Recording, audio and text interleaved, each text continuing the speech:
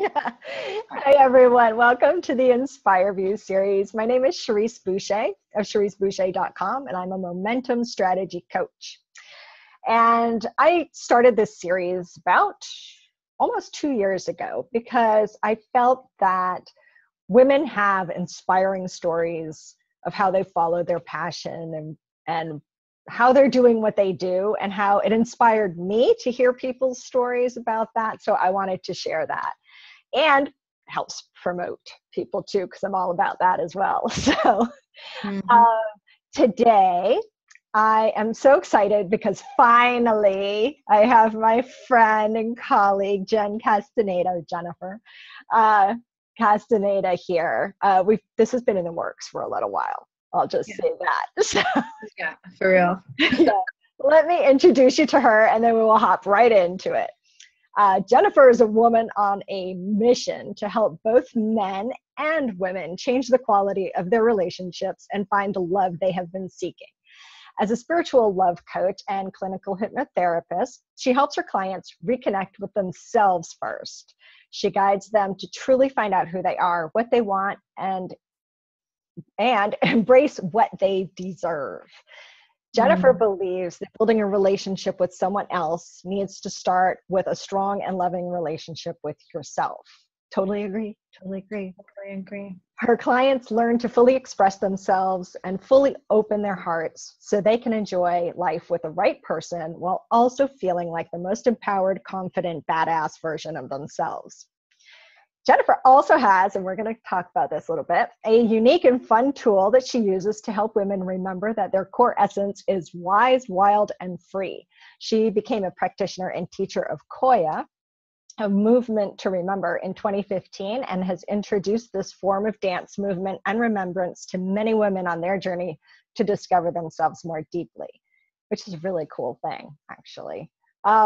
It's new to me. So, but in her personal life, gratitude plays a big role, which is so important for so many people, for all of us, really.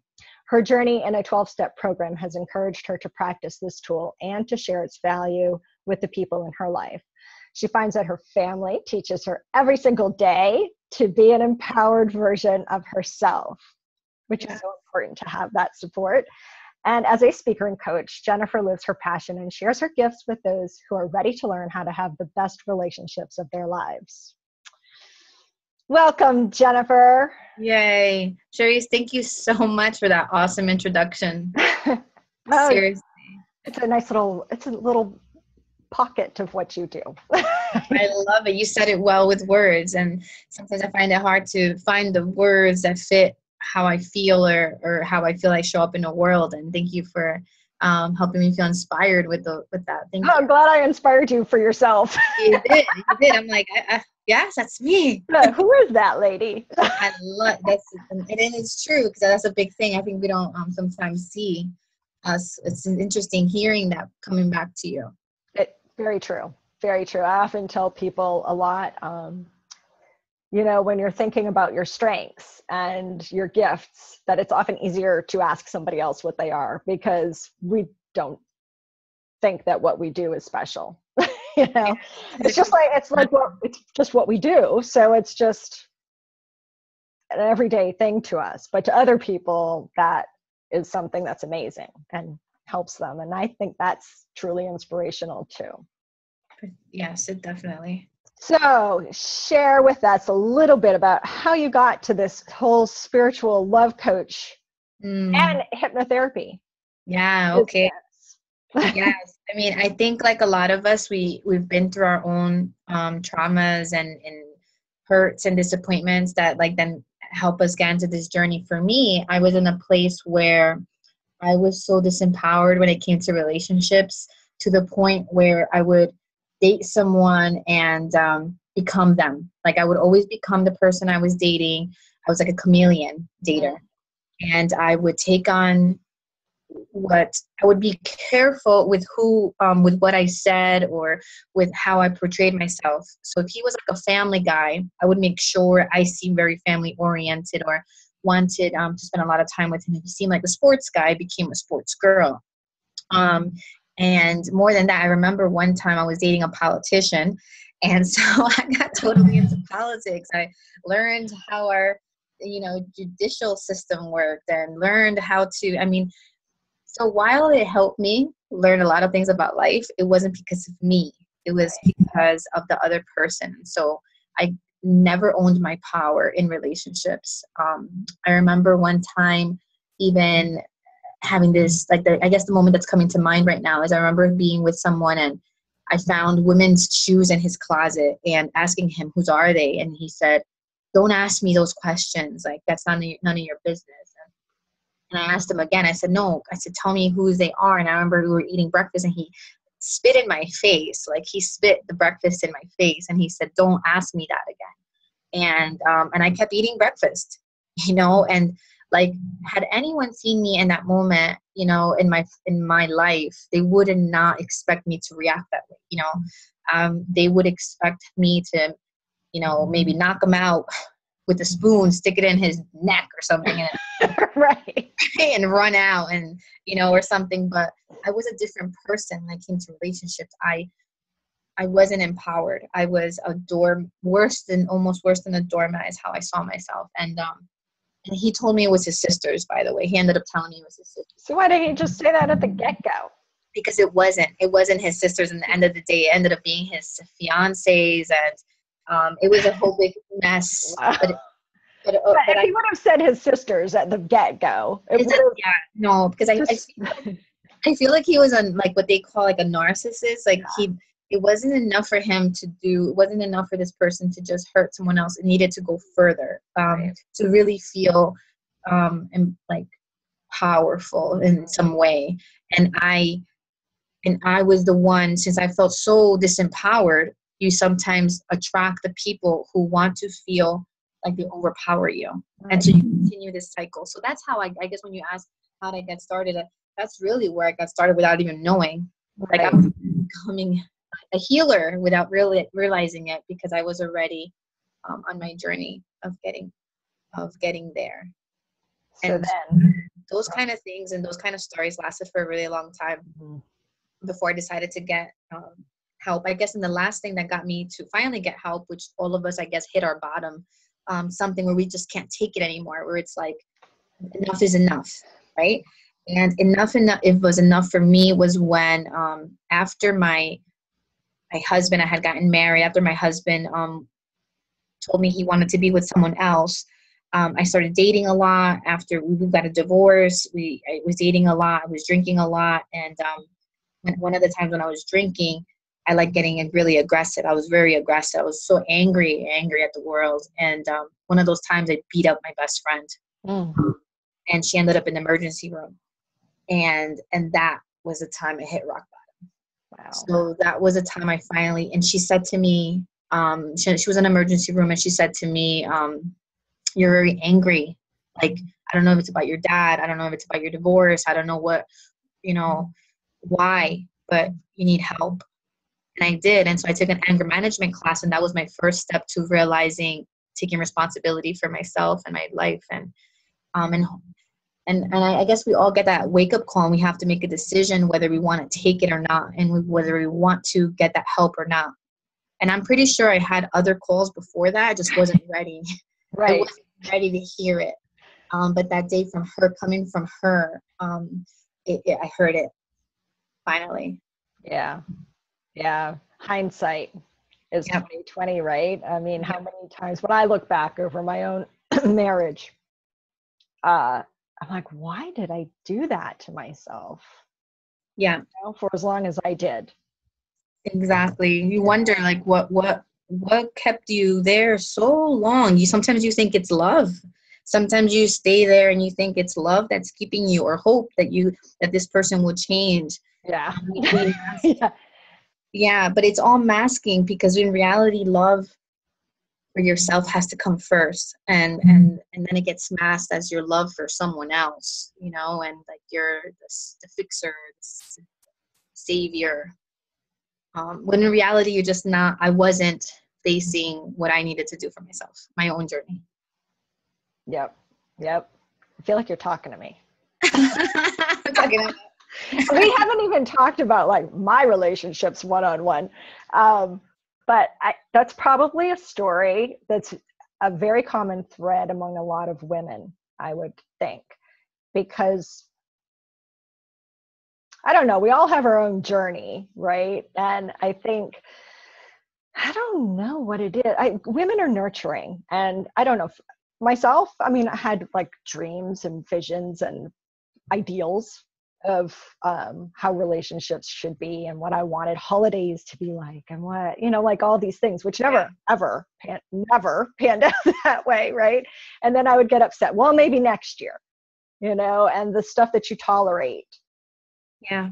For various reasons that you apply to what the real issue is. Yeah, there's always a good reason. There's always a good reason. I remember my ex would say to me when he was going to change about something, he'd say, okay, this time it'll be different, but this time I guarantee it. Last time I didn't guarantee it, and then he'd do it again. And then I'd say, you told me you guaranteed it. And he goes, no, but this time I'll give you my word about it. Last time it wasn't my word. My word is more important. And I remember telling my friends, well, this time he gave me his word. This time his grandfather passed away. Well, this is why. Oh, well, he just lost his job and that's why. Well, he never had a girlfriend before. And there was always a reason why it was okay to tolerate those things. Yeah. There's always a good reason. Yep. I remember I would tell my mother often, well, I choose my battles. Yeah. I choose my battles. I had small children, and I was like, well, right now the bills are getting paid. I choose my battles. Yeah, I hear you. Oh, that hurt my soul. Your soul is probably like, ah. Well, and then, like you said, when you finally get to that point where enough is enough, then it leaves you with so many questions. Yeah. I mean, well, my whole relationship was a lie because my ex is gay. So that was like a whole other layer to like questioning every damn part of myself. Like, why did I do this? Why did I make these decisions? And I think that's with anybody who's in bad relationships, they could be one after another. Like, you look back, you're like, why am I allowing myself to do this? Why am I choosing my battles? Why am I tolerating this stuff? But you do it, and then you want to kick yourself in the ass for it years later sometimes, right? I mean, it was years I put up with alcoholism and this, and like everything was a mess. And I'm like, what the fuck was I thinking? And you're so right. And I think that like that even relates, like you were talking about like 12-step program that I'm in. It definitely relates because even it wasn't the relationship that was the issue, right? It wasn't just because after you're done with the relationship, it's like you end up with this, like you said, all these questions, and you end up in this place that even feels worse, a little bit worse than when you were in the relationship. Because at least in the relationship, you felt some sort of safety. Routine. And now that you left that thing that you thought was hurting, it's like now it hurts more and you feel like, what the hell? And it's because the truth is, it wasn't just the relationship. It wasn't him. It wasn't that, egotistical guy that I was with. It wasn't that selfish man that I was with. It was me and how I was thinking and what was in my heart that didn't allow my full version to come out that I'm stuck with now. And now I have all these questions like, what do I do now? Where do I go with this? How do I get to know myself? Where do I go from here when there isn't someone else to focus on anymore? Right. Because then you have to take a good look at you. Then you have to take, and that's when the work starts. Like the real work even starts. Like breaking up with that person, leaving that person it's like, yes, it's a step. And now the real magic is able to start. Which doesn't feel like magic. No, right? It feels magical. Yeah, feels like you're trudging through a field of shit for a while, and then it really does. You question everything, I think, but then you do realize your own personal strength. You do. At a certain point, you're like, and it's not on the journey. It's when you've gotten to a certain point past the journey. Yeah. You look back and you're like, oh, Yeah. I am pretty badass, like Yeah, I made it. I didn't think I would. And, like all these things happen. And then you're like, okay, I'm feeling a little more confident about this now. You're like, yeah, I got through that. And it's okay, I think, like, to reach out for help, right? It's okay to reach out for, and that's what I reached out. I reached out for help with a clinical hypnotherapist, and which is why I ended up going back to school for that.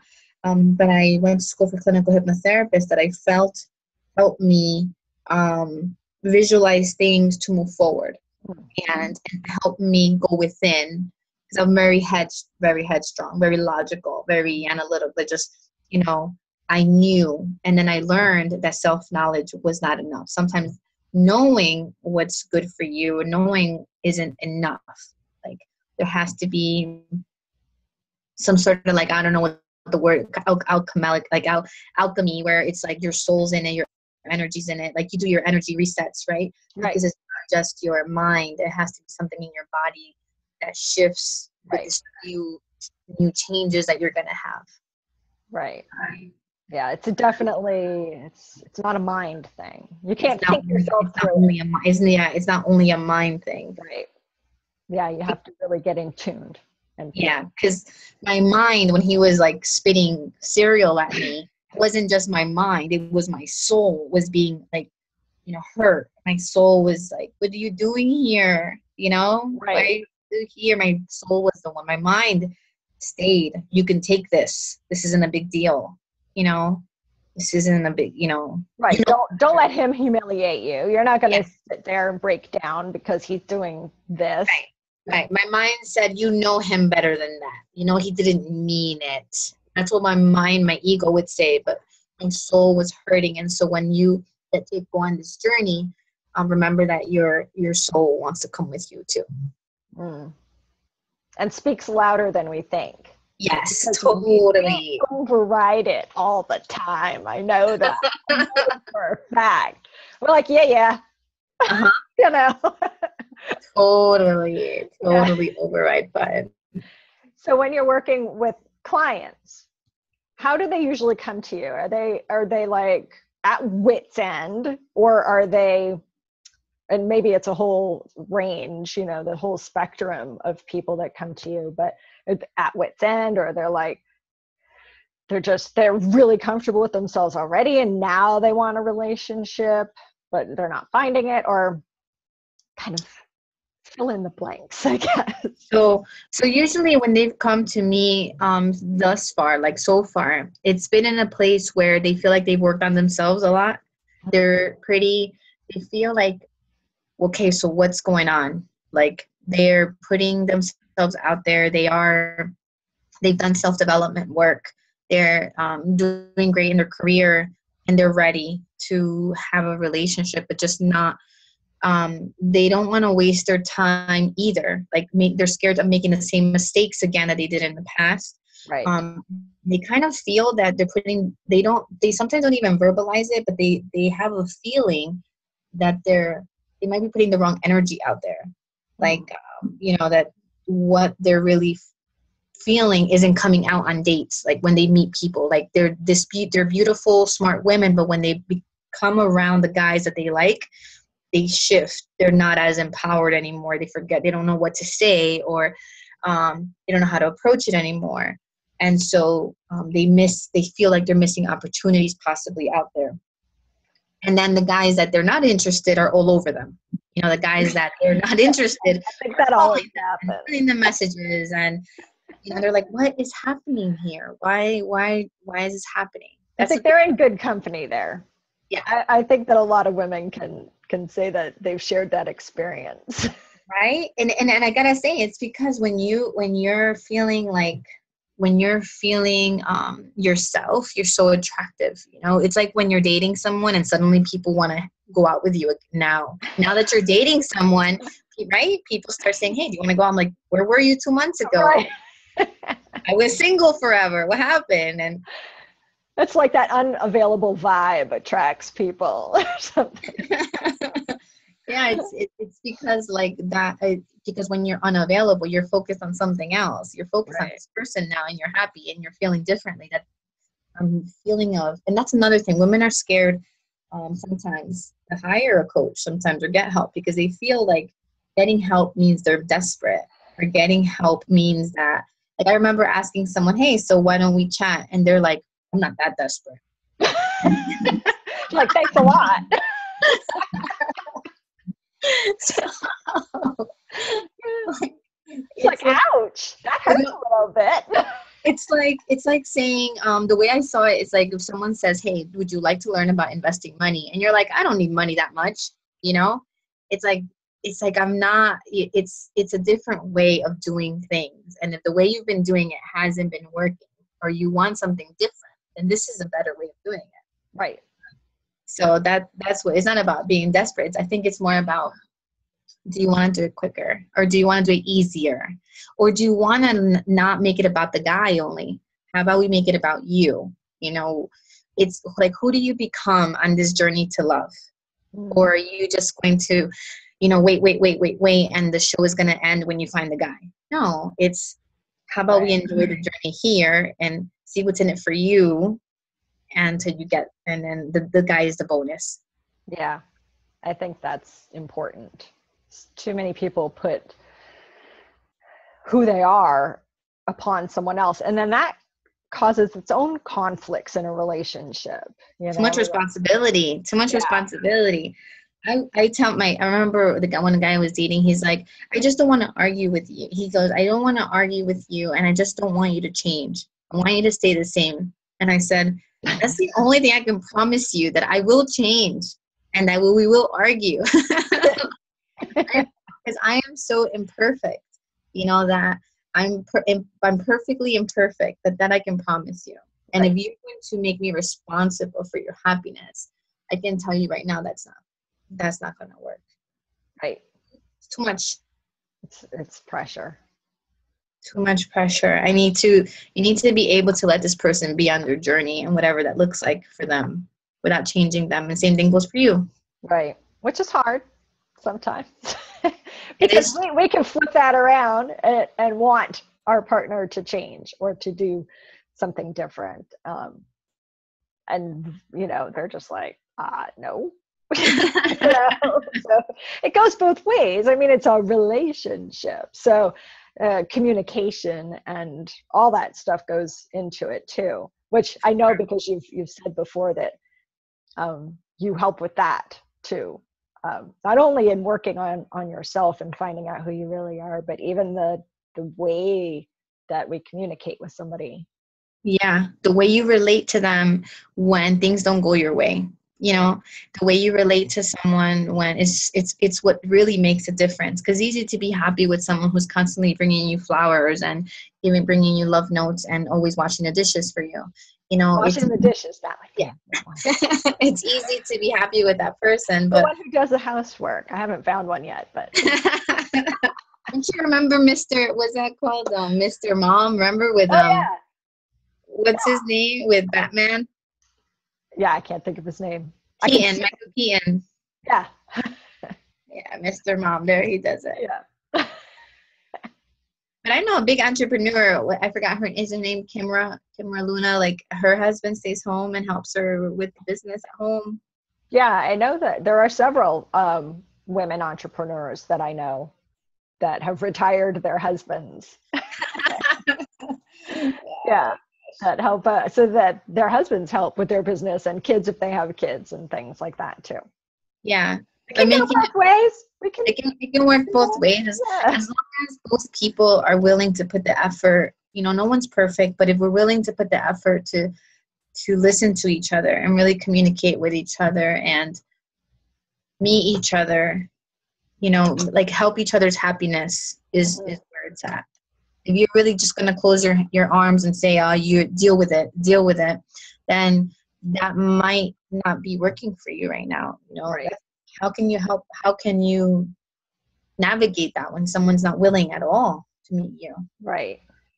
Right. So it's important. I mean, there's so many levels to relationships. And I know when you work one-on-one with clients, you dive deep in there. You get in there and all the crevices and corners that I'm sure people don't really want to look at.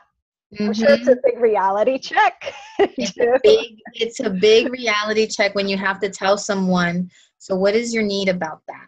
About having to change something that hasn't changed in a really long time. What's your need, and having and blame and okay, being like constantly blaming someone else for your happiness. And you know, who wants to hear that? Right. You know, you want to hear. It's like I remember going to an Al-Anon meeting, and I just wanted to talk about the other person and how they were ruining my life, and all I could hear them talking about was I feel this way. I'd like, you know, I'm gonna do this for myself. And I'm like, wait, when do we start bashing the other person? Wait, when do we start talking about the person who's like ruining my life right now? And they Right. laugh, you know, because it's like, no, it's not about the other person. It's about us. You know, we were the codependents. We were the persons who relied on someone else. So we have to see what's going on within our soul, within our heart. Yeah. Isn't that interesting? I don't know if I like this class. Right. Because it's easier to blame and it's easier to deflect Yeah. elsewhere than to take a down and dirty look at our Yeah. own shit. Nobody Yeah, and do that. yeah, and trust me, Cherrise, I'm not saying that by far people, we're not crazy. You know, we're not crazy. The people probably are doing things that are irresponsible with our heart. Right. They're probably doing things that are disappointing, and doing things that could be done better to make things easier for us. But that doesn't mean that our happiness has to depend on that, and that our potential and focus needs to be on what they're doing to us. Mm-hmm. Doing to us. Right. Right. Because, well, and it's like I talk about awareness a lot. So you can really only change what you can change. And that's really only within you. So Within you. if you're aware of how you're reacting to something, all you can do is change how you feel about that. Yeah. The serenity prayer, man, that's etched in my head. Like, I hated that prayer at the beginning, but it's the truth. There can't be more truth than that. Right. And for entrepreneurs who are listening to this too, it's just like, what about our clients, right? What about when we're helping our clients so much and they don't do the work, Mm-hmm. or they don't, or we want people to get help. We see them needing the help, but they don't sign up for our services. Right. You know, and it's just like, I know you need me. Yeah, I know. You know, but I've learned in the program that, you know, when I'm putting too much energy towards one client or the clients who aren't signing up, then that means I'm not putting the energy in the clients who do need me, who are out there and just need to hear of me. You know, right. I need to get out there more so that they can see me. And I'm not spending my energy on the people who, like I have to convince or right. aren't ready or don't want to sign up at this time. Right. That makes total sense. But we do. I even wrote a blog post on why we focus on the negative. But because it's true, because it's there. There's lots of research on that topic, of course, because I'm a researcher. So then I'm like, I wonder why that is. I need to make a list of these I wonder whys, because I bounce them off my son a lot. And I'm like, we need to Google that. I'm like, we need to do a thing where we just Google all these weird things that we're thinking of, you know? So I was like, why do we focus on the negative so much? Our brains are actually wired that way because it's part of the survival stuff. So we make the quick connections between all the negative things and all the things that can happen. It fires off like that within milliseconds. But the positive stuff, you have to literally focus on for 12 seconds before it gets transferred to your long-term memory. 12 seconds. So that takes work. That's a long time. Yeah. So in that blog post, I suggested writing down all the good things, all the accomplishments, all the celebrations, all the things that you're proud of, you know, like everything. Yeah. And actually focus on each one of them for 12 seconds and make those little connections to store into your long-term memory. I love that. That's so true. It was incredible. I was like, what? And there's all kinds of other things, like the way your brain is wired. Like there was some other little tidbits of facts that I put in there. But it was pretty eye-opening. I was like, so we really do. And it's not like we're just a bunch of Debbie Downers. It's right. just And it's literally not how we're right. wired. Right, because that's another thing that I've heard. Why am like you said, why am I always so negative, or why do I always think the worst? And it's like, now there's a reason. Like when you're like, oh, or when you think about like, why do I always think about the positive things about him? When, like, let's say an ex, right? And you're like, why can't I think about the negative things? Why do I always go back to the good memories? And like you said, we're wired that way, because if we did always think about only the bad things when it came to him, we would never want to fall in love again, you know. Or like moms who have babies, you forget about the thank God, right? or else everybody would have one baby and that's it. But sometimes our brain knows what it's doing, you know, Right. like you said, it's set in for this, so to avoid, you know, certain pain in certain departments, and it's also made to forget certain things sometimes so that we can procreate and continue as a race. Like it's set into our chemistry. I love that. I love that you researched it. I know. It was incredible. Go read that blog post if you haven't read it. Share it with, put it in our group. Yeah, I will, because it's not very long read, because the conversation had come up with another friend and client about this, and we got way more in depth about it. But I was like, that just triggered me to do a little research and find out about it, and it was pretty. It made sense, you know. So it's not so random as we might think. It's just how we're wired, and you can change it, but you have to be aware and then make that decision to pivot into it, because it is not the natural way to go unless you're on some sort of medication. That makes sense. Unless you're on ayahuasca. Even that, I don't know. So real quick, I do want to touch on, because I did mention it at the beginning, the Qoya movement. Yes. That is really cool, because of course I researched a little bit of that too, because you're the only person that I know that does it. And I was like, what is this thing that she's, because you just went to, where did you go? You went to I went to Costa Rica for the training when I hadn't even taken a class yet.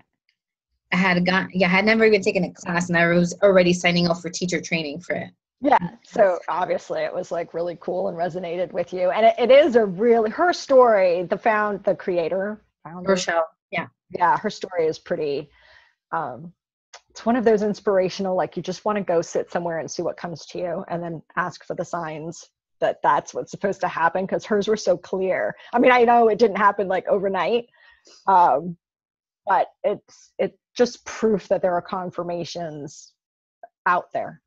Yeah, definitely. Stuff. So anyway, how does it work that it helps you connect? I mean, I know that this is a woman thing. Yeah, well, they do have it for men. She's bringing it more co-ed now, because men also, if we can't have a conversation about women's empowerment without having a conversation about men's empowerment, because we're connected, right? Like that. And so it is coming out Qoya for men for sure. And they did do a retreat, which I heard was very beautiful, where they did co-ed for men and women. Oh, neat. In Costa Rica, which was wonderful. Like I heard wonderful things about it. Men cried and women cried, and seeing each other's amazingness. You know? That's so cool. Yeah, and so and like men holding space for the women as they were all of their emotions, and women holding space for men as they were in their emotions. And so it was great. So what Qoya is for me, because everyone has also their own meaning or interpretation what Qoya means for them. For Qoya means for me is a place where I can move my body, listen to music, listen to a song, or listen to something, but move my body the way it feels good. And there's no right or wrong movement. It's not very choreographed. And then I get to do it in a way that then I feel connected back to myself, back to my soul, back to like source, back where I'm not alone anymore, and back to my truth in this movement. And so the way they describe it too is like they have certain prompts that is like it guides you, like it's the masculine, but then the feminine is where you flow and how it feels right. And they say there's no way to do it right or wrong. It's just if it feels good to you. Which kind of goes back to business. There's no way to do it right or wrong. It's just if it feels good to you. Right. And back to dating and love too. Like you were saying, before you said, every woman comes to me with their own intricacies of their relationship. And they ask me sometimes, is it right for me to have done this? Is it right to me for her? Is it right if I? And so what I want to teach the clients is more than that, deeper than that for them is what feels good to you. And is it coming from love? From you, and you'll know if it's your truth if it feels good. So that's what Qoya does for me. and so it's like an hour to hour and a half class, depending, and then you just go through different movements of it. And I like to bring it again to the women and to myself, mostly to myself, because you have to take your own medicine. That's one thing I've learned with Qoya. Qoya is my medicine, and if I want to share it, I need to take it for myself. Right. Yeah. And so that's basically what I want to help women with is like, I say like I'm a spiritual love coach because I want you to be in touch with yourself, with your own soul, with your own GPS system. And Qoya is one way that helps me do that. That's really cool. And she said it's like, because her background is dance, the founder, and yoga. And so she kind of combined it into a masculine and feminine kind of blend of stuff, right? Yeah. I know I'm not saying it is. No, it's perfect. Probably. No, it's perfect. But it sounded really, really cool how the whole thing came to be, and how you use it, and how you'll be encouraging other women to use it, and probably men too. Yeah. Oh my God, you're inspiring me right now. This is what I'm thinking right now as you're talking, because I'm just like, even talking about it inspires me. So I know earlier we talked about sharing my Facebook group, Live Boldly. So what I'm going to tell you now is that I'm going to commit to doing a part of the class or a part of a snippet of the class in my Facebook group. I'm going to videotape it or share it or just do something, because that's the best way to share it is by experiencing Qoya. Yeah. Because even what I said was true, but also what you just said was true about Qoya. And so everyone can speak different and it'll all be the same. That's really cool. So cool. Yeah. It's starting a movement, and I think it's really neat. I think it's new to a lot of people. So that's why I wanted to make sure that we touched on that, because I think people are going to be seeing a lot more of it. Yeah, and Qoya means queen, by the way, in Quechua, which Quechua is an indigenous language in Peru. I happen to be Peruvian too, so it was like there was a deep connection for me. So it means queen, but it also means like a new civilization of people who are empowered and feel their strength, too. So, but there was one more thing I wanted to say about that. It was interesting. When she was dating, she writes in her book, because she has a book called Qoya, which I would really recommend. She has a lot of great stories in there. One of her stories is that the guy she was dating at one time told her, they were arguing about something, and she said, your Qoya will never get anywhere. You should make it more mainstream. What is this people remembering themselves? You got to make it about the benefits, the benefits. And the benefit is, why don't you say it's about weight loss? It's really weight loss. Like, they're going to burn calories afterwards. And afterwards she was like, she knew this guy was not for her. Because, and obviously she didn't go that way. Right. Thank God. So that brings me back to, like, again, entrepreneurs are dating. Don't do that thing because you think it's with the result that you're thinking you're going to get with the other person. You're going to manipulate the other person into wanting you because of that thing. You got to do what feels good for you, and then the right people will come forth, whether it's in entrepreneurship or love. Right. There's always like guidelines or suggestions and things that you can take into account. But I've found that too, like when you try to push to do something that just doesn't feel good, it just doesn't work. Oh my God, yes. This last dance that I did, it was called Being Gentle on Yourself. And you also dance with the shadow of it, which is the opposite of what you just said, when you force something. And I'm all about that. Like I'm sitting here and telling you about Qoya. And the reason I'm telling you about Qoya is because my other side of me is that I want to figure it out right now. Like, Right. how come I need to know what I'm doing right now. I need to know what I'm doing. I need to know what am I working on right now? Why am I not working on something? And that's when I start forcing it. And I start, why isn't this way? And then like the Qoya brings me back to the flow. And then that can bring me. And then when I went back to my flow is when I did my opt-in this week that I shared with you, the 3 powerful ways had been after my Qoya class, where I felt like I was forcing things so much. Yeah. I think most of us are guilty of that. Like, I know I am.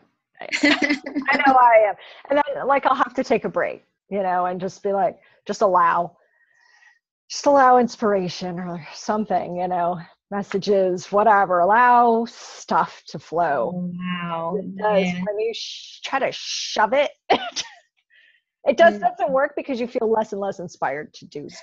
Totally. And when you're forcing it, it's like, for me, it's like, I know for me it doesn't work because for me that means, and for some people it works.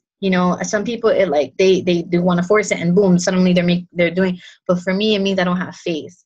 Because when I force it, it's because I'm scared. For me, it's coming from a place of fear. Like I'm scared that if I don't get it done, something bad's going to happen, or I'm not going to make enough money, or something's going to happen. So I know for me, it's coming from a place of fear and not faith. And when I allow, it's because I'm telling myself, like you said, I have to do those 12 seconds of prayer and saying, I believe everything's going to work out. I surrender this, to my higher power. I have faith that I'm, what was I saying yesterday? I'm inspired. I'm deeply inspired. I always know I always know deeply what's next. Instead of saying like, I'm so confused right now. I don't know what I'm doing. What am I supposed to do next? I'm deeply inspired. Yeah. So I have to do that to remind myself that I do have faith. Right. I'm supported. Right. And so speaking of faith in what we do, right? Yeah. So we all go through those doubtful moments, those like, when the little voice starts creeping in, what are you doing? Who are you to do this? Are you sure that you want to be doing this? Because if things aren't happening at the speed we want them to happen, it's very easy to lose that faith and want to just ditch the dream, right? Yeah. I don't know anybody who doesn't go through this at least one time. I think it's in a cycle, actually. I think For sure. I should, probably put it on a calendar and find out. I prepare ahead of time, like I'm about to go through this doubt cycle, Totally. That sounds right. Yeah, because I think it happens pretty frequently. But I think there's a couple important things. First, I want to know, when you find yourself in those moments, what do you do to kick yourself in the ass and get back on track? Okay. Definitely has happened to me. And always, yesterday, every day, all the time. Almost like you said, it's a cycle. Yeah. But I love what you said, knowing that it's going to come in. At the beginning, I thought it meant that I needed to step out of this coaching world. You could find text messages of me telling you guys, probably in my accountability group or someone, guys, I don't think coaching is for me, because I have said it. Right. And so much that I actually felt it, that was true.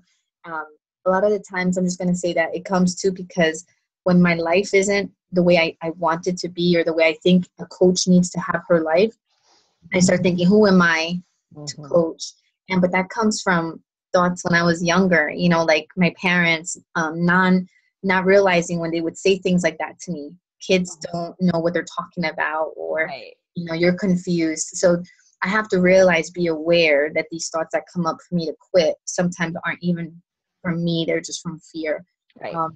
So for whatever your reason is that you might want to quit, maybe the money isn't coming in quick enough, or maybe you have doubts, maybe, just so many things that could happen to us. So, what I do for me is steps. Like, and every time it's different. I gotta say, there isn't like just one strategy. Every time that has happened to me, it's something different. Definitely now I reach out and I tell someone. I don't keep it in my heart. I don't just go through it and get depressed on my own. I tell someone, because they'll call me out on it.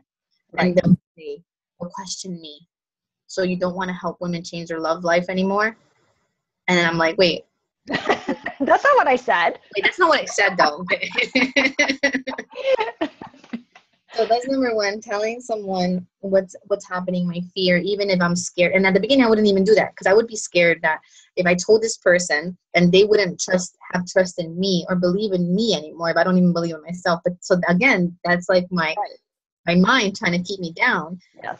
So reaching out to someone, listening to things that are positive, like Brene Brown is one of my go-tos. And you know what's interesting, Cherrise, I'm going to say this because this might happen to people who are listening, is sometimes I know what's going to make me feel good and I don't want to do it. Like, I know that if I watch something funny, it'll make me feel better. And at that moment, I don't even want to. Like, I want to be. Right. And so let that happen for a little while, maybe. Like, stay in bed if you have to for a day or two. Do that thing that's making you feel. Little pity party. Have your pity party. Send me an invite. call, and then do what you need to do. But when you're ready, go for that walk. Step out. For me, movement again is one of the things. Being in nature. I know I hear it a lot. It sounds so trivial, but man, being on the grass, taking your shoes off, or going in the fresh air when it's cold outside, it's like just wakes you up. It does. Music and dancing for sure puts me back on the beat, and reading my testimonials of what I've already done for people and how I've helped people. And Maru said this the other day, not making it about myself all the time. It's more than me. It's more than me. Why am I doing this? You know? Right. Yesterday, my niece was telling me, and I hope she doesn't listen to this, but I don't think she will, but she told me about a little breakup she had with her. She's 14 and she was crying. Mm-hmm. And I was like, oh my God, I want to kill this little boy. I want to kill him. And I remember thinking to myself, I'm not going to lie to her and tell her all boys are like this, because they're not. All boys are not like this, and I don't want to say, oh, look, boys suck.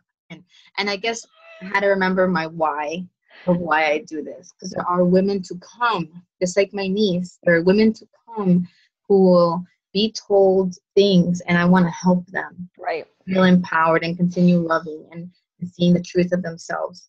Yeah, so it's important. And I have a son and a daughter, so I have to.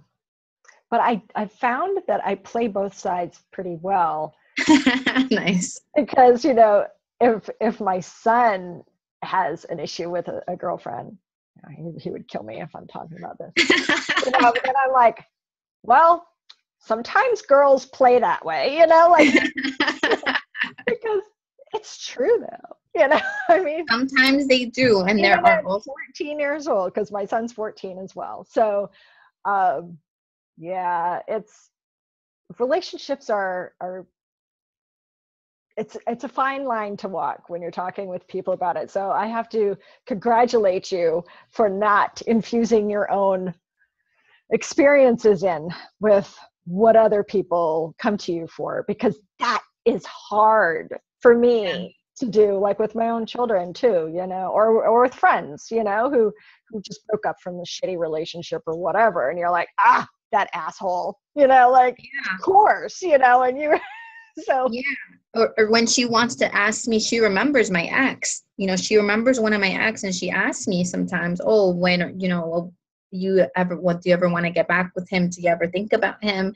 My mind wants to go to, you don't know what he did, and he was like this, but I don't want to do that to her, because she actually has a thought of someone who's a good person. Right. And he is a good person, just wasn't a good boyfriend. So that's what I say to her. He's a very good person. He's not a good boyfriend for me. Your titi is looking for this, and he's looking for something else. And then she's like, oh, okay. But it takes me that time to not just say he's X, Y, and Z, Right. you know, which is what my hurt self wants to say Of sometimes. course. Because she's bringing it up all the time. I'm like, when are you going to stop talking about him? Yeah, but it is okay to have those little rants too. I fully believe in rants. We all have our friends that we can rant to when, Yes. because you can't bottle it up. No, don't bottle it up. Even with my clients, when I decided to tell them that I was single again, it wasn't easy for me. You know, it wasn't easy for me at the beginning because I'm like, oh my God, I'm a spiritual love coach and I'm telling people that I'm single. They're not going to believe that I could help them. And I was like, Jen, stop. Yeah. Everyone's on their own journey. You're not going to want someone to be fake with you. I have to be honest. And I also they have to believe that when someone isn't for you, that you're able to say, I want more. I want something different. And you have to be brave enough to be able to walk away. Right. Absolutely. Oh my goodness. We covered so much. I feel like I could talk for at least another hour, but I don't Seriously. want to. Thank you, Cherrise. So you mentioned your Facebook group. Yes. So I want to make sure I will provide a link to that on CherriseBoucher.com/the Inspire View series, where you'll find a little bio of Jen and her links to contact her and the video, of course. And but what it's called, tell us again what the group is called. It's a Facebook group and it's Live Boldly. Right. So she's going to be doing like some meditations and some little hypnotherapy videos, and now some Qoya. Now, Qoya, you are my witness. Yes, and now everybody who watches this will be too. Well, I'll be expecting it. So I really encourage you to go over there and join her group and check that out, because I think there's no shame in asking for help. There is you can only benefit from it. And, you know, just like athletes who have coaches, it helps the athletes move forward faster. Same thing with a love coach or a business coach or any kind of the millions of coaches that exist out there. They just help you get to where you want to go quicker. Yeah. And easier. And I really hope we brought something good to your listeners and viewers, and it has helped them enrich their life and better by listening to us today. Absolutely. And because you're awesome. So there's always that part. Thank you. All right. Thank you so much, Jennifer. All right, Cherrise, I'll talk to you soon, okay? All right. Bye.